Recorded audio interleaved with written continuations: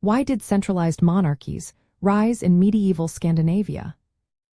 Imagine a time when Scandinavia was a patchwork of small communities, each led by its own chieftain. It was a land of fierce warriors, shifting alliances, and constant battles. Now, picture these societies slowly transforming into unified kingdoms under a single ruler. How did this happen? Let's find out. Back in the early medieval period, Scandinavia was made up of many small groups. Each community was led by a local chieftain whose power depended on their ability to lead in battle and control resources. Loyalty was mainly to family and local leaders, not to a central king. Warfare and raiding were common ways to gain wealth and prestige, which kept these societies in a state of constant conflict. As the population grew during the Viking Age, land and resources became scarcer. The mountainous and forested landscape made farming difficult, leading to more disputes over land. Leaders who could control land and defend their people gained more power. Wealth from raids and trade also helped some chieftains build stronger bases of influence. They hired warriors, rewarded loyal followers, and increased their control. Advances in shipbuilding and navigation played a big role.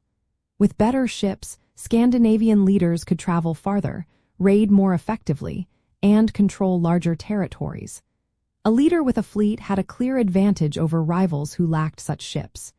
This technological progress helped rulers expand their influence beyond their local areas.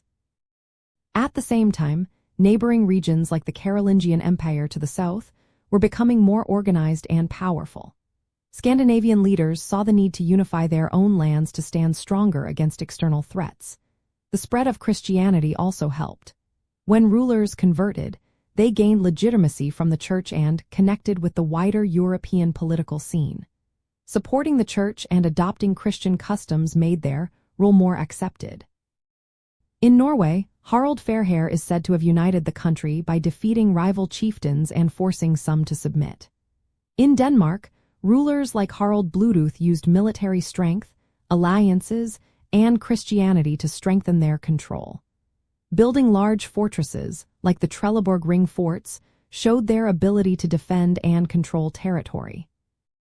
Centralized monarchies brought many benefits. A single ruler could organize defenses, settle disputes, and oversee trade and taxes more efficiently. This stability was attractive to both the nobility and common people tired of chaos. Kings rewarded loyal followers with land and titles, tying them closer to the crown. Over time, kings' authority became more formal. Laws were written down, royal officials were appointed to govern regions, and the church became a partner in governance. This made the monarchy less dependent on personal charisma or military success alone. It became a lasting institution. The rise of these monarchies was driven by internal pressures like population growth and resource competition, along with external factors such as technological advances and the influence of Christianity. Leaders saw the advantages of uniting their lands to better defend, control, and connect with the rest of Europe. This shift changed how Scandinavia was organized, setting the stage for the strong kingdoms we know today.